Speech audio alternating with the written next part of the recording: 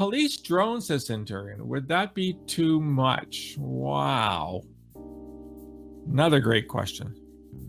I think people would balk at drones because CCTV is passive.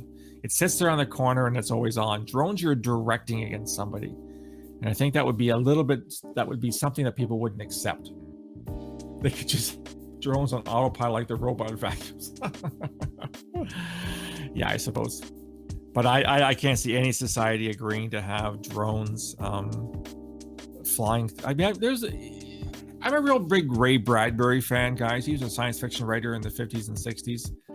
Martian Chronicles. What else did he write? Fahrenheit 451. Have you ever heard? Maybe you read that in high school if you're in Canada. I have most of the Ray Bradbury novels. There was a really bad film adaptation of Fahrenheit 451 done, I'm guessing mid-60s, and that one contained drones. There was a society where the police had drones everywhere, or whatever what they call drones. They look more like little helicopters. I can't see any society agreeing to have the police have authorization to run drones randomly through the streets on a regular basis. It sounds too science fiction-y and it sounds too controlling to me. CCTV is a different thing. Any thoughts, Matt Benson, on let's see, patrolling robot police dogs? In the States, some police have this technology already. Really?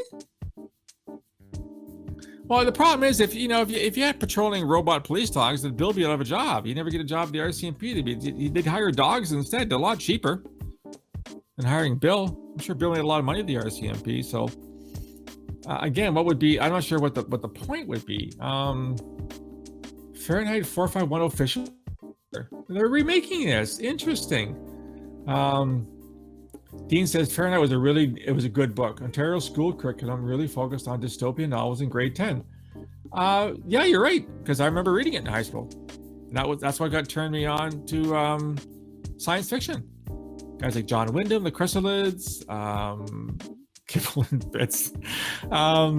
Yeah, I became a real science fiction fan in high school. And I devoured anything written by John Wyndham, by H.G. Wells, by Ray Bradbury. I still have all the books, actually. And then went on to people like Bram Stoker, Dracula, and then Lord of the Rings, and all that kind of stuff. So, yeah, that was all thanks to the high school curriculum. Now, I went to high school in the 14th century, so that was a long time ago. I think we had books back then, or maybe there was monks that were reading them to us. I forget now, off manuscripts, papyrus. I forget now.